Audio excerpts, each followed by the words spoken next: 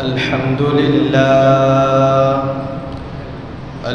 لله وكفى وسلام على عباده الذين اصطفى أما بعد فأعوذ بالله من الشيطان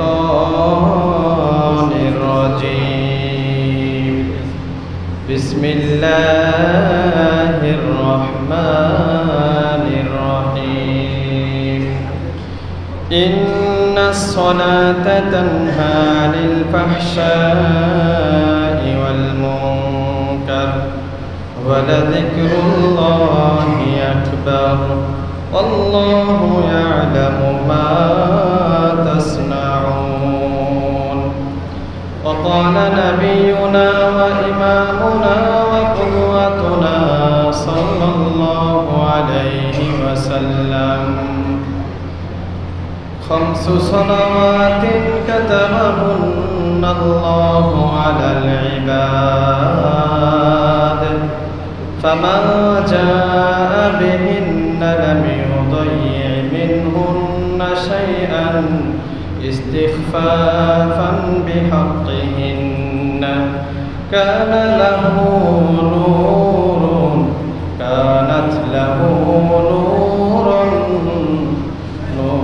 وبرهان ونجاة يوم القيامة ومن لم يأت بهن فليس له نور ولا برهان ولا نجاة وكان يوم القيامة مع قارون وفرعون وهامان وأبي بن خلف أو كما قال عليه الصلاة والسلام وقال تعالى في شان حبيبه ومحبوبه ومعشوقه إن الله وملائكته يصلون على النبي يا أيها الذين آمنوا صلوا عليه وسلموا تسليما اللهم صل على محمد وعلى آل محمد كما صليت على إبراهيم وعلى آل إبراهيم إنك حميد مجيد اللهم بارك على محمد وعلى آل محمد كما باركت على إبراهيم وعلى آل إبراهيم إنك حميد مجيد بلغ العلا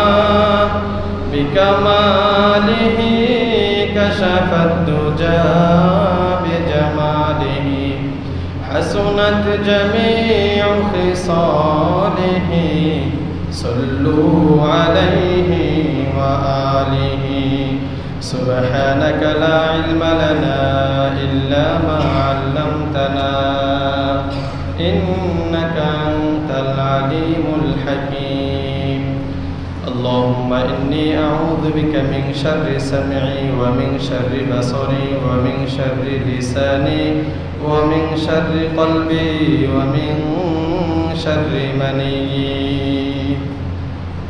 محترم حاضرين শ্রদ্ধেয় মুরব্বিয়ানে কিরাম মুসল্লিয়ানে ইজাম দিন প্রিয় ইসলাম প্রিয় কোরআন প্রিয় নবী প্রিয় ভাইয়েরা মহান রব্বুল আলামিনের দরবারে লক্ষ কোটি শুকরিয়া যিনি অত্যন্ত আদর করে মায়া করে যাচাই করে বাছাই করে সপ্তাহের সর্বশ্রেষ্ঠ দিন আজকের জুমার দিন আমাদেরকে আগে আগে মসজিদে আসার তৌফিক দান করেছেন সেজন্য শুকরিয়া দান সকলেই পড়ি আলহামদুলিল্লাহ लखो कोटि दुरूद सलाम आकाए नामदारे ताजदारे मदीना सरकारे दो आलम सरवारे दो आलम सरवारे कायनात रहमतुल लिल आलमीन कुदवतुल लिल मुमिनीन इमामुल मुरसलीन खातमुन नबिय्यीन हजरत मुहम्मद मुस्तफा सल्लल्लाहु अलैहि वसल्लमेर पर মোহতারাম হাজিরিন, গত জুমাতে আমরা আলোচনা শুরু করেছিলাম নামাজের বিষয়ে। গত জুমায় আমরা নামাজের গুরুত্ব সম্পর্কে আলোচনা করেছি কোরআন ও হাদিসের আলোকে। আজকের জুমাতে আমরা আলোচনা করব নামাজের উপকারিতা, ফজিলত নিয়ে। কোরআন ও হাদিসের আলোকে নামাজ পড়লে কি কি ফায়দা ও উপকারিতা আছে, আজকে আমরা সে বিষয়ে আলোচনা করব ইনশাআল্লাহ। নামাজি ব্যক্তিকে আল্লাহ তাআলা যে সকল পুরস্কার দুনিয়া এবং আখিরাতে দিবেন, সেগুলোর মধ্যে অন্যতম একটি গুরুত্বপূর্ণ এবং মর্যাদাপূর্ণ ফজিলতের কথা হাদিসের মধ্যে যেটা এসেছে, সেটা হলো নামাজিকে আল্লাহ তাআলা প্রশান্তি দান করবেন। সুবহানাল্লাহ। নামাজের অন্তরে আল্লাহ তাআলা প্রশান্তি ঢেলে দিবেন, অশান্তি দূর করে দিবেন।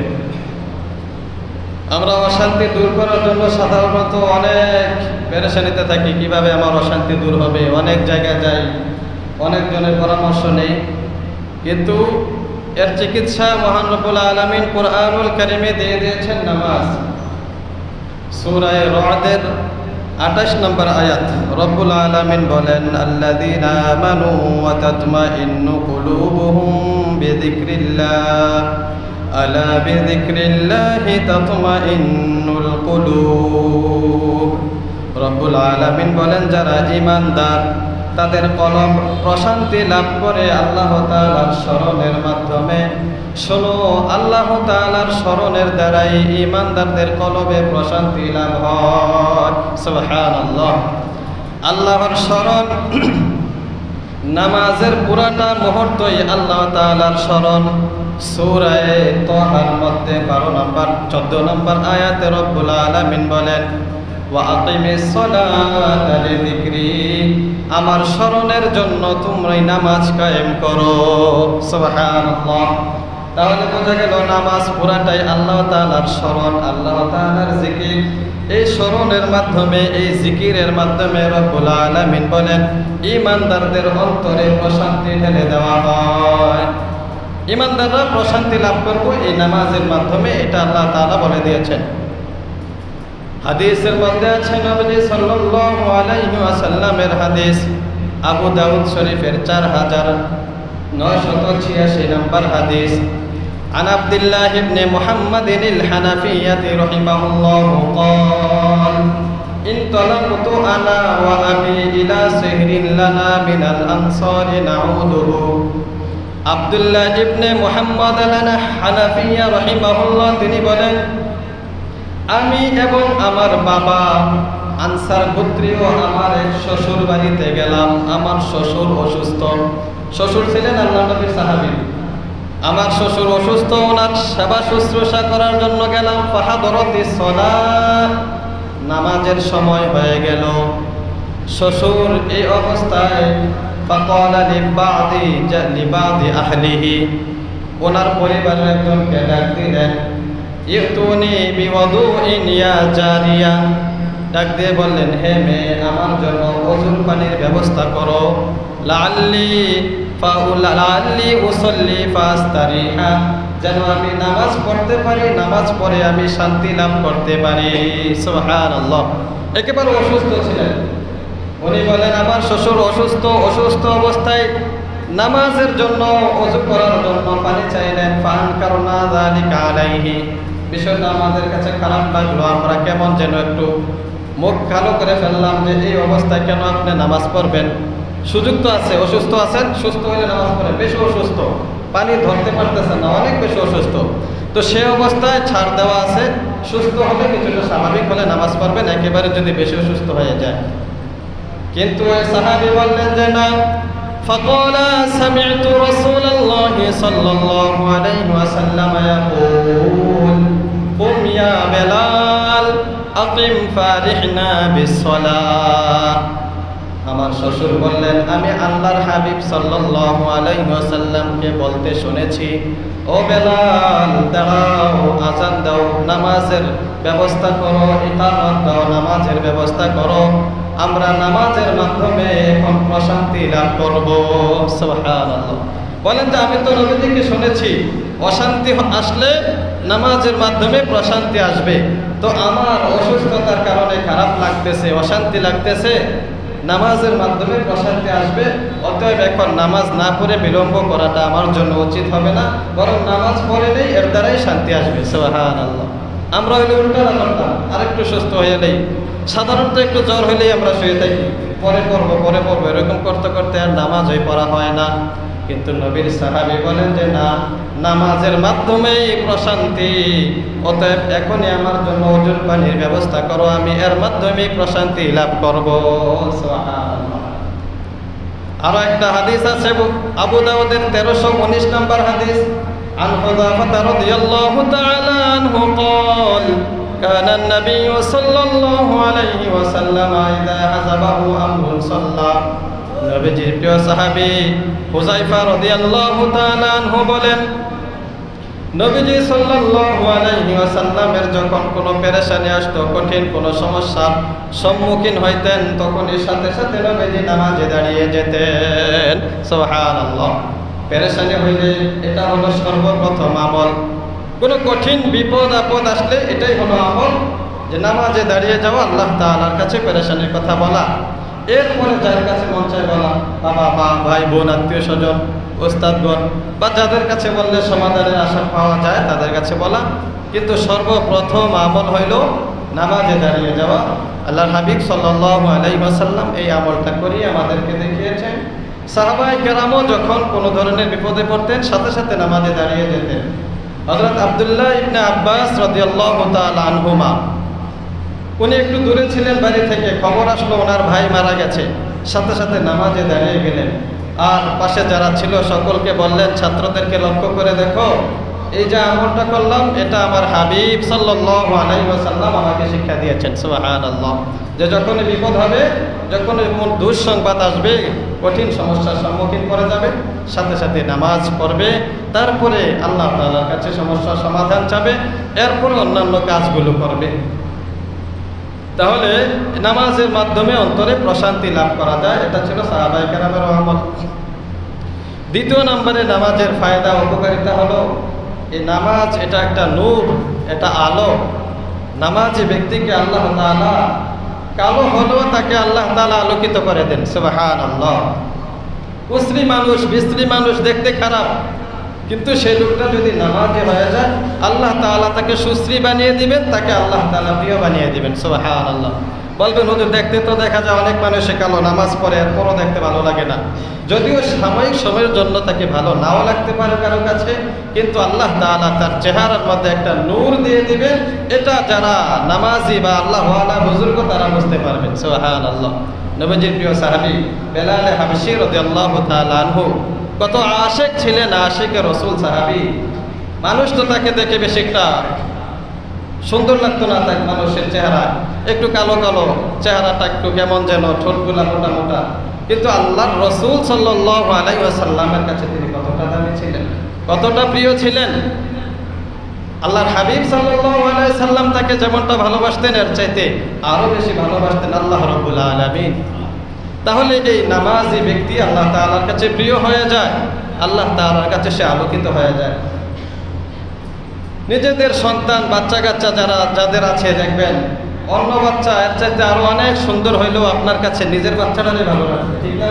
নিজের বাচ্চাটার চেহারা একটু খারাপ, অন্যজনে নাক ছিটকায়, কেমন চেহারা ভাঙ্গা, এই স্বাস্থ্য নাই, কেমন দেখতে লাগে। কিন্তু আপনার কাছে মনে হবে সারা বিশ্বের মধ্যে এটাই সবচেয়ে সুন্দর, ঠিক কিনা? নিজের ছেলে মেয়েটাকে সবচেয়ে বেশি সুন্দর লাগবে। তো আল্লাহর হাবিব সাল্লাল্লাহু আলাইহি ওয়াসাল্লাম বলেছেন, নামাজি ব্যক্তিও আমার কাছে এরকম আলোকিত, আল্লাহ তাআলার কাছেও এমন আলোকিত। আল্লাহ তাআলা তাকে এমন একটা নূর দিবেন, এই নূরের দ্বারা সে হাসরের ময়দানে যখন চলবে, সূরা তাহরিমের মধ্যে রব্বুল আলামিন বলেন, নূরুহুম ইয়াসআ বাইনা আইদিহিম ওয়া বিআইমানিহিম ইয়াকুলুন রব্বানা আতমিম লানা নূরানা ওয়াগফির লানা ইন্নাকা আলা কুল্লি শাইইন কাদির। রব্বুল আলামিন বলেন, নামাজি ব্যক্তির এমন একটা নূর দেওয়া হবে, এই নূরটা হাসরের দিন তার সামনে চলতে থাকবে, তার ডান দিকে চলতে থাকবে। সুবহানাল্লাহ।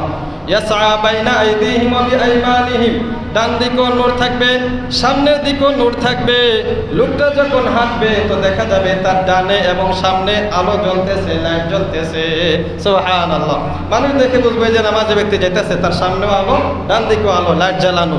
অন্ধকার রজনীতে মনে করে হাঁটতেছেন একজন, তো লোকটাকে যদিও দেখা না যায়, হাতে লাইট থাকলে লাইট টিপ দিলে দূরের থেকে মানুষ দেখা বোঝে যে এখানে একজন লোক আসতেছে। হাসরের ময়দানের অবস্থাটাও এমন হবে, ভয়াবহ পরিস্থিতিতেও আল্লাহ তাআলা নামাজীদের জন্য এরকম ব্যবস্থা রেখে দিয়েছেন যে তারা হাঁটবে তো তাদের ডানে এবং সামনে এভাবে নূর চমকাইতে থাকবে। সুবহানাল্লাহ। তাহলে এই নূরটা আল্লাহ তাআলা নামাজের মাধ্যমে দান করবেন। মুসলিম শরীফের হাদিস, নবীজি সাল্লাল্লাহু আলাইহি ওয়াসাল্লাম বলেন, ক্বালা রাসূলুল্লাহ সাল্লাল্লাহু আলাইহি ওয়াসাল্লাম, আত-তুহুরু শাতরুল ঈমান, পবিত্রতা হলো ঈমানের অঙ্গ। পবিত্র অবস্থায় থাকা মানে হলো ঈমানের হালাতে সে আছে, তার অঙ্গটা, এই অঙ্গটা পরিপূর্ণ আছে। অপবিত্র থাকা, নাপাক থাকা, কেমন যেন ঈমানের একটা অঙ্গের মধ্যে ঘাটতি দেখা দেওয়া। মানুষের চোখটা না থাকলে খারাপ দেখা যায়, একটা হাত না থাকলে খারাপ দেখা যায়, অঙ্গ প্রত্যঙ্গে কোনো ধরনের ত্রুটি থাকলে যেমন খারাপ দেখা যায়। পবিত্রতা না অর্জন হলো মানুষ কিরকম, ঈমানের অঙ্গের মধ্যে ত্রুটি দেখা যায়। এজন্য নবীজি বলেন, আত-তুহুরু শাতরুল ঈমান আলহামদুলিল্লাহি তামলাউল মিজান। পবিত্রতা হলো ঈমানের একটা অঙ্গ, আর আলহামদুলিল্লাহ এই কথাটা বলা, এটা তামলাউল মিজান, মিজানের পাল্লাকে ভারী করে দেয়। সুবহানাল্লাহ।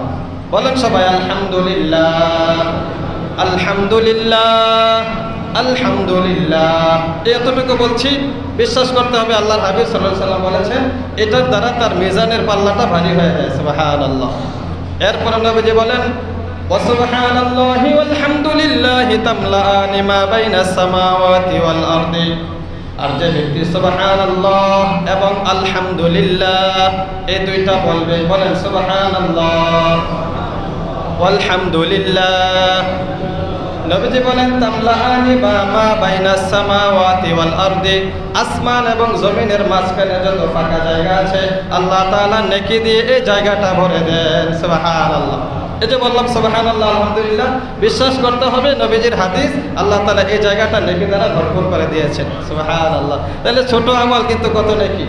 এরপরে নবীজি বলেন, ওয়াস সালাতু নূরুন, নামাজ হলো নূর, নামাজ হলো আলো। ওয়াসসাদাকাতু বুরহানুন, সদকা করা এটা হলো দলিল, এর দ্বারা জান্নাতে যাওয়ার জন্য তার একটা দলিল হয়ে গেল। জাহান্নাম থেকে বাঁচার জন্য সদকা এটা একটা দলিল হয়ে গেল। ওয়াসসাবরু দিয়াউন, সবর করা, ধৈর্য ধারণ করা এটাও তার জন্য একটা আলো হিসাবে থাকবে। এরপরে নবীজি সাল্লাল্লাহু আলাইহি ওয়াসাল্লাম বলেন, ওয়াল কুরআনু হুজ্জাতুন লাকা আও আলাইকা, এই কোরআন এটা তোমার পক্ষে হবে অথবা তোমার বিপক্ষে হবে। কোরআন অনুযায়ী চললে, কোরআনের পক্ষে চললে এটা তোমার পক্ষে, কোরআনের বিপরীত, কোরআনের বিরোধিতা করলে এটা তোমার বিপক্ষে যাবে।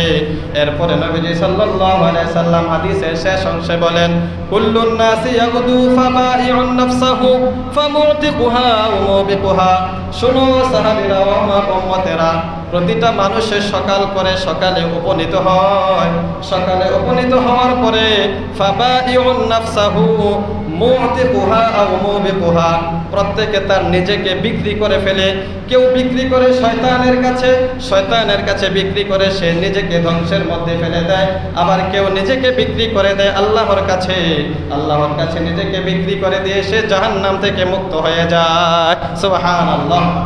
মুতিকুহা আও মুবিকুহা, আল্লাহ তাআলার কাছে বিক্রি করে সে জান্নাতি হয়ে যায়, শয়তানের কাছে বিক্রি করে জাহান্নামী হয়ে যায়। হাদিসের ব্যাখ্যাটা কি? দিনের শুরু হয় ফজরের নামাজ দ্বারা। বলেন কোন নামাজ দ্বারা? ফজরের নামাজ দ্বারা দিনের শুরু হয়। নবীজি বলেন, কুল্লুন নাসি ইয়াগুদু, প্রত্যেকটা মানুষই সকাল করে সকালে উপনীত হয়। তাহলে সকাল করার মাধ্যম হলো ফজরের নামাজ। ফজরের নামাজের আরেকটা শব্দ হলো সলাতুল গদা। সলাতুল ফজর যেমন বলি, এটাকে হাদিসের পরিভাষায় সলাতুল গদাও বলা হয়, মানে সকালের নামাজ। আরব দেশে যারা ছিলেন সকালের খাবারকে গাদা বলে, তারা গাদা, যে গাদা রান্না করতেছি, মানে গদা, সকালের খাবারটাকেও গদা বলে। তো নবীজি বলেন প্রত্যেকটা মানুষই সকাল করে সকালে উপনীত হয়। কেউ কেউ নিজেকে বিক্রি করে দেয় আল্লাহ তাআলার কাছে, অর্থাৎ সে ফজরের নামাজ পড়ে, সুবহানাল্লাহ, ফজরের নামাজ পড়ে সে দিনের মধ্যে উপনীত হলো আর নিজেকে আল্লাহ তাআলার হাতে সুপর্দ করে দিল। নবীজি বলেন ফামুহতিকুহা, সে তাকে জাহান্নাম থেকে মুক্ত করে ফেললো, সুবহানাল্লাহ। এরপরে বিভিন্ন পাপের কারণে হয়তো জাহান্নামী হতে পারে, কিন্তু আল্লাহ তাআলার হাবিব সাল্লাল্লাহু আলাইহি সাল্লাম বলেন প্রতিটা দিনের এটা আমল। দিন শুরু করলো ফজরের নামাজ দিয়ে, তার মানে সে নিজেকে জাহান্নাম থেকে মুক্ত করে ফেললো, সুবহানাল্লাহ। এর বিপরীতে যারা ফজরের নামাজও পড়লো না, দিনটা শুরু করলো শয়তানের ওয়াসওয়াসার নাফরমানি দিয়ে, নবীজি বলেন ফামুবিকুহা, সে নিজেকে ধ্বংসের মধ্যে ঠেলে দিল। আমরা কি চাই নিজেকে ধ্বংসের মধ্যে ঠেলে দিতে? বলেন, কেউ চাই না। তাহলে সবাই চাই যেন দুনিয়াতেও সফল হই, আখিরাতেও সফল হই। তাহলে একটু তো পরিশ্রম করতে হবে, নিজেকে আল্লাহর হাতে সুপর্দ করে দিতে হবে, দিনটা শুরু করতে হবে ফজরের নামাজ দ্বারা। করবো তো ইনশাআল্লাহ? তাহলে আমার দিনটা আল্লাহ তাআলার হাতে আমি বিক্রি করে দিলাম। এই দিনে রব্বুল আলামিন আমাকে জান্নাতি বানাবেন। এই দিনে আমি আল্লাহ তাআলার কাছে বিক্রি করে দেওয়ার কারণে আমাকে আল্লাহ তাআলা জাহান্নাম থেকে হেফাজত করবেন, সুবহানাল্লাহ। তাহলে এই হাদিসের মধ্যে পেলাম নামাজ এটা একটা নূর। নামাজের মাধ্যমে আল্লাহ তাআলা বান্দাকে আলোকিত করে দেন, আখিরাতে হাসরেও তার এটা আলোটা কাজে আসবে, দুনিয়াতেও এই বান্দাকে আল্লাহ তাআলা চমকিয়ে দেন, আলোকিত করে দেন। নামাজের তৃতীয় নাম্বার উপকারিতা হলো এই নামাজ যার ঠিক থাকবে অন্যান্য আমলও আল্লাহ তাআলা ঠিক করে দিবেন, সুবহানাল্লাহ। একটা কিতাব আছে, হাদিসের কিতাব সহিহুল জামি, 2573 নম্বর হাদিস। قال رسول الله صلى الله عليه وسلم أول ما يحاسب به العبد يوم القيامة الصلاة فإن صلحت صلح سائر عمله وإن فسدت فسد سائر عمله। নবীজি বলেন কিয়ামতের ময়দানে বান্দার ইবাদতের হিসাব যখন হবে তখন সর্বপ্রথম বান্দার যে হিসাবটা নেওয়া হবে সেটা হলো নামাজের হিসাব, সুবহানাল্লাহ। ফাইন সালাহাত সালাহা সাইরু আমালি, নামাজের হিসাবে যদি বান্দা ঠিক হয়ে যায়, নামাজ ঠিক মতে পাওয়া যায়, তাহলে সালাহা সাইরু আমালিহি, এ বান্দার সমস্ত আমলও ঠিক হয়ে যাবে, সুবহানাল্লাহ। ওয়াইন ফাসাদাত ফাসাদা সাইরু আমালিহি, আর যদি নামাজের মধ্যে ঘাটতি দেখা দেয় তাহলে অন্যান্য আমলের মধ্যেও ঘাটতি দেখা দিবে। তাহলে এটা হলো নামাজের তৃতীয় একটা উপকারিতা, যে নামাজ পড়লে আমল ঠিক থাকবে, অন্যান্য আমলকেও আল্লাহ তাআলা ঠিক করে দিবেন নামাজের বদৌলতে। চতুর্থ নম্বরে নামাজের ফজিলত হলো নামাজে ব্যক্তিকে আল্লাহ তাআলা জান্নাত দিবেন, ওয়াদা করেছেন, সুবহানাল্লাহ। আবু দাউদ শরীফের হাদিস, ক্বালা রাসূলুল্লাহ সাল্লাল্লাহু আলাইহি ওয়াসাল্লাম, নবীজির একজন সাহাবী ছিলেন আব্দুল্লাহ ইবনে আমর ইবনে আস রাদিয়াল্লাহু তাআলা আনহু। তিনি বলেন আন্নাহু যাকারা সালাতা ইয়াওমান, একদিন আল্লাহর হাবিব সাল্লাল্লাহু আলাইহি ওয়াসাল্লাম নামাজের আলোচনা করছিলেন। ফাকালা মান হাফাযা আলাইহা, মান হাফাযা আলাইহা, নবীজি বলেন যে ব্যক্তি 5 ওয়াক্ত নামাজের হেফাজত করবে, সংরক্ষণ করবে, যত্ন করে নামাজগুলোকে আদায় করবে যত্ন সহকারে, নবীজি সাল্লাল্লাহু আলাইহি ওয়াসাল্লাম বলেন কানা লাহু আহদুন ইনদাল্লাহি আইয়ুদখিলাহুল জান্নাহ, আল্লাহ তাআলা ওয়াদা করেছেন তাকে আল্লাহ তাআলা জান্নাতে প্রবেশ করাবেন, সুবহানাল্লাহ। যে ব্যক্তি নামাজের হেফাজত করবে তো রব্বুল আলামিন ওয়াদা করেছেন তাকে জান্নাতে প্রবেশ করাবেন। আর এই নামাজের যে ব্যক্তি হেফাজত করবে না, নবীজি বলেন ওয়ামান লাম ইউহাফিজ আলাইহা, যে নামাজের হেফাজত করবে না, নামাজের মধ্যে ত্রুটি করবে, ফালাইসা লাহু আহদুন ইনদাল্লাহ ইন শাআ আযাবাহু ওয়া ইন শাআ আদখালাহুল জান্নাহ, আল্লাহ তাআলার কাছে তার কোনো ওয়াদা থাকবে না তার ব্যাপারে, জান্নাতে দেওয়ার ব্যাপারে। নামাজকে নষ্ট করার কারণে যদি চান রব্বুল আলামিন তাকে শাস্তিও দিবেন, আবার যদি চান কোনো কারণবশত তাকে ক্ষমাও করে দিতে পারেন, এটা আল্লাহ তাআলার এখতিয়ার, তবে ওয়াদা নয়। ওয়াদা নামাজি ব্যক্তির জন্য আদখালাহুল জান্নাহ, তাকে জান্নাতে প্রবেশ করাবেন। বিপরীতে যে নামাজের অযত্ন করবে, নিয়মিত নামাজ আদায় করবে না, রব্বুল আলামিন তার ব্যাপারে কোনো ওয়াদা নাই, তাকে জান্নাতও দিতে পারেন, আবার ক্ষমা করে কোনো কারণবশত জান্নাত দিতে পারেন, অথবা তাকে নামাজ না পড়ার কারণে জাহান্নামও দিতে পারেন, কিন্তু এই ব্যাপারে নিশ্চিত কোনো ওয়াদা নাই। তাহলে নামাজি ব্যক্তিকে আল্লাহ তাআলা জান্নাত দিবেন, ওয়াদা করেছেন। আল্লাহ নবী সাল্লাল্লাহু আলাইহি সাল্লাম বলেছেন, সুনানে আবু দাউদের মধ্যে হাদিস। নামাজের উপকারিতা, যে ব্যক্তি নামাজ ঠিকমতো আদায় করে আল্লাহ তাআলা হাশরের ময়দানে তাকে জান্নাতি করবেন, সাথে সাথে নেককারদের সাথে তাকে রাখবেন। এর বিপরীতে যে নামাজের হেফাজত না করবে, নবীজি সাল্লাল্লাহু আলাইহি ওয়াসাল্লাম বলেন তার হাশর নাশর হবে কারুন, হামান, ফেরাউন, উবাই ইবনে খলাফের সাথে। নাউযুবিল্লাহি মিন যালিক। قال رسول الله صلى الله عليه وسلم خمس صلوات كتبهن الله على العباد। নবীজি বলেন 5 ওয়াক্ত নামাজ রব্বুল আলামিন বান্দাদের উপরে ফরজ করে দিয়েছেন। কাতাবাহুন্নাল্লাহু আলাল ইবাদ ফামা জাআ বিহিন্না ওয়া লাম ইউদায়্যি মিনহুন্না শাইআন ইস্তিগফাফান বিহামদিহিন্না। যে ব্যক্তি এই 5 ওয়াক্ত নামাজকে যথাযথভাবে আদায় করবে, এক ওয়াক্তকে নষ্ট করবে না, ইস্তিগফাফান বিহামদিহিন্না, অলসতা করে গাফলাতি করে নামাজকে যে ব্যক্তি নষ্ট করবে না, রব্বুল আলামিন বলেন এই নামাজটা তার জন্য, তাকে জান্নাতে নিয়ে যাওয়ার জন্য আমি ওয়াদা দিলাম। আর যে ব্যক্তি এই নামাজের হেফাজত না করবে, ওয়ামাল্লাম ইয়াতি বিহিন্না, যে ব্যক্তি নামাজের হেফাজত না করবে, সে থাকবে কানা ইয়াউমাল কিয়ামাতি মা কারুন ওয়া ফিরআউন ওয়া হামান ওয়া উবাই ইবনে খলাফ। সে হাশরের দিন, কিয়ামতের দিন কারুনের সাথে থাকবে, হামানের সাথে থাকবে, ফিরআউনের সাথে থাকবে, উবাই ইবনে খলাফের সাথে থাকবে। নাউযুবিল্লাহি মিন যালিক। মুসনাদে আহমদের হাদিস 6576 নাম্বার। নবীজি বলেন নামাজের প্রতি যে অযত্ন হবে, নামাজের প্রতি অবহেলাবশত এভাবে নামাজকে ছেড়ে দেবে, তার হাশর নাশর এটা হওয়ার আশঙ্কা আছে। তো ভাই, কে আমরা চাই ফেরাউনের সাথে থাকতে, হামান কারুনের সাথে থাকতে, উবাই ইবনে খলাফের সাথে থাকতে? কেউ চাই না। আমরা চাই জান্নাতীদের সাথে থাকবো, আল্লাহর হাবিব সাল্লাল্লাহু আলাইহি সাল্লামের কাছে থাকবো, সাহাবায়ে কেরামের কাছে থাকবো, এটাই আমাদের দিলের তামান্না। তাহলে কি করতে হবে? 5 ওয়াক্ত নামাজ যথাযথভাবে সময় মতো আদায় করতে হবে, এখানে কোনো গাফলাতি করা যাবে না। নামাজটা কিয়ামতের ময়দানে দলিল হবে। এই নামাজের মাধ্যমে আল্লাহ তাআলা বান্দাকে জান্নাত দেবেন, এটা তার প্রমাণ, সে জাহান্নাম থেকে বাঁচতে পারবে।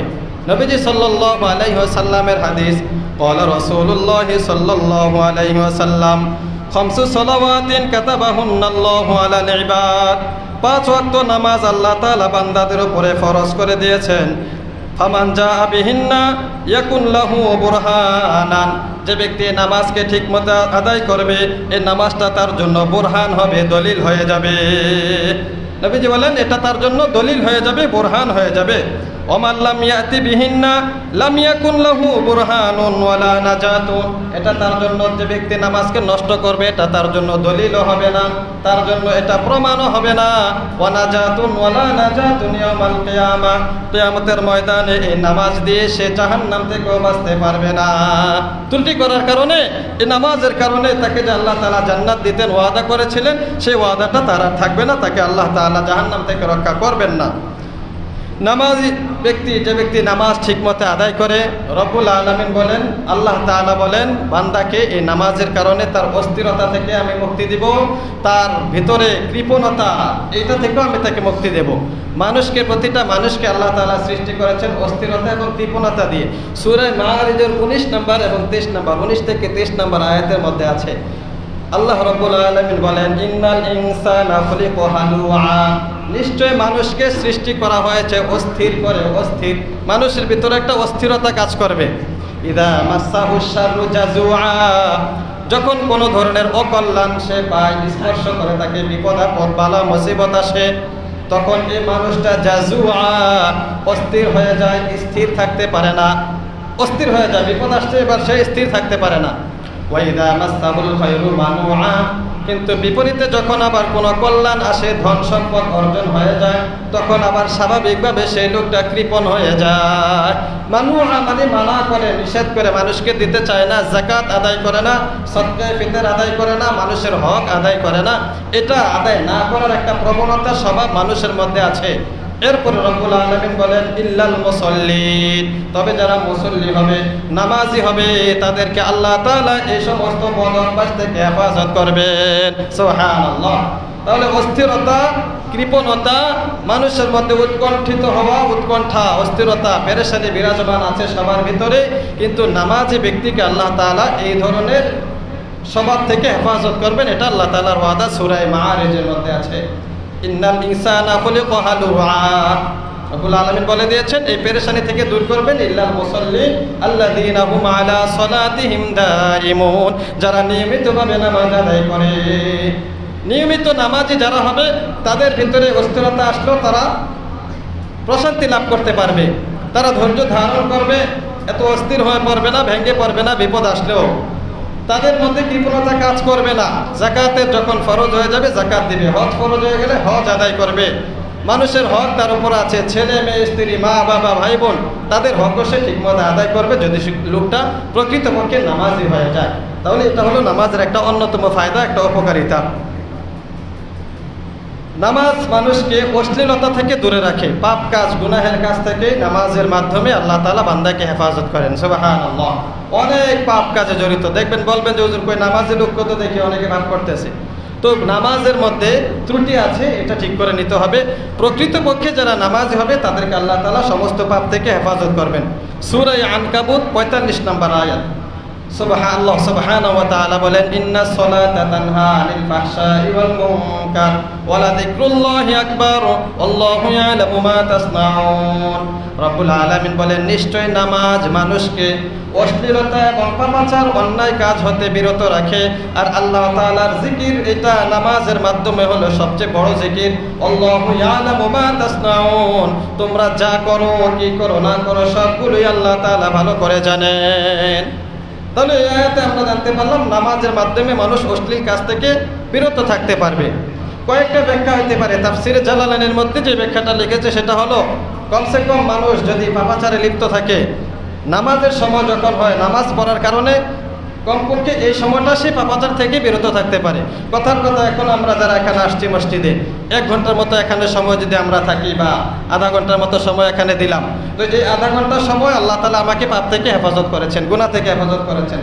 আবার ফজরের নামাজ, আসরের নামাজ, মাগরিবের নামাজ, ঈশার নামাজ, সব নামাজে এরকম সময় দিতেছি। তো এই সময়টা যদি আমি বাহিরে থাকতাম হতে পারে কোনো না কোনো গুনাহে লিপ্ত থাকতাম। ফজরের সময় নামাজ না পড়ে ঘুমিয়ে থাকতাম, গুনাহে লিপ্ত থাকতাম। জোহরের সময় নামাজ না পড়ে কাজে কর্মে বা ঘুমিয়ে থাকতাম, এটাও গুনাহে লিপ্ত থাকতাম।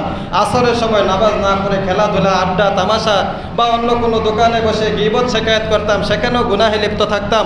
মাগরিবের সময় নামাজ না পড়ে অন্য কোনো কাজ করলে সেটাও গুনাহ হতো। ঈশার সময় গুনাহ, নামাজ না পড়ে ঘুমাই থাকলে বা অন্য কোনো কাজ করলে সেটাও গুনাহ হতো। তো নামাজে আসলাম মানে ওই সময়টা আমি গুনাহ থেকে বেঁচে থাকতে পারলাম। সুবহানাল্লাহ।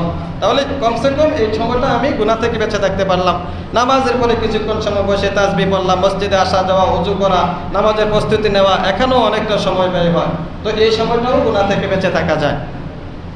এই রকম তাফসির, এটার মধ্যে আরো গভীরতার মধ্যে এটাও লেখা হয়েছে তাফসিরে কাবির সহ বিভিন্ন তাফসিরের মধ্যে যে শুধু এতটুকুই নয়, বরং প্রকৃতপক্ষে বান্দা যদি নামাজি হয়ে যায়, হাকিকিভাবে সে যদি আল্লাহ তাআলা দিদার আর মহব্বতের আশায় নামাজ পড়তে থাকে, একসময় আল্লাহ তাআলা তার নফসটাকে এরকম কন্ট্রোল করে দেন, সে পাপ কাজে জড়িত হতে চাইলেও আল্লাহ তাআলা তাকে নামাজের মাধ্যমে হেফাজত করেন। সুবহানাল্লাহ। গুনাহ করতে চাইবে, মনে করেন একটা গুনাহে সে লিপ্ত হবে, তো এবার চিন্তা করবে গুনাহটা যদি করি একটু পরে নামাজের সময় হবে, তখন আমি নামাজ পড়তে যাব, কি অবস্থাটা হবে আমার, বা গুনাহ করতে গেলে আমার মৃত্যু হয়ে যেতে পারে। এ ধরনের আল্লাহ তাআলা ভয় ভীতি তার অন্তরে ঢেলে দিবেন একমাত্র নামাজি হওয়ার কারণে। তাহলে নামাজের মাধ্যমে আল্লাহ তাআলা বান্দাকে গুনাহ থেকে হেফাজত করেন। নামাজের 7 নম্বর উপকারিতা হলো এই নামাজের মাধ্যমে আল্লাহ তাআলা বান্দার গুনাহ মাফ করে দেন। সুবহানাল্লাহ। গুনাহগার বান্দাদেরকে গুনাহ মাফ করার অনেক মাধ্যম আছে, এর মধ্যে অন্যতম একটা মাধ্যম হলো এটা, নামাজের মাধ্যমে আল্লাহ তাআলা বান্দাকে গুনাহ থেকে হেফাজত করেন, গুনাহ মাফ করে দেন। আল্লাহ নবী সাল্লাল্লাহু আলাইহি সাল্লামের একজন সাহাবী ছিলেন ওসমান রাদিয়াল্লাহু তাআলা আনহু। মুসলিম শরীফের মধ্যে হাদিসটা এসেছে, 428 নম্বর হাদিস। ওসমান গনি রাদিয়াল্লাহু তাআলা আনহুর একজন খাদেম ছিলেন, একজন আজাদকৃত গোলাম ছিলেন।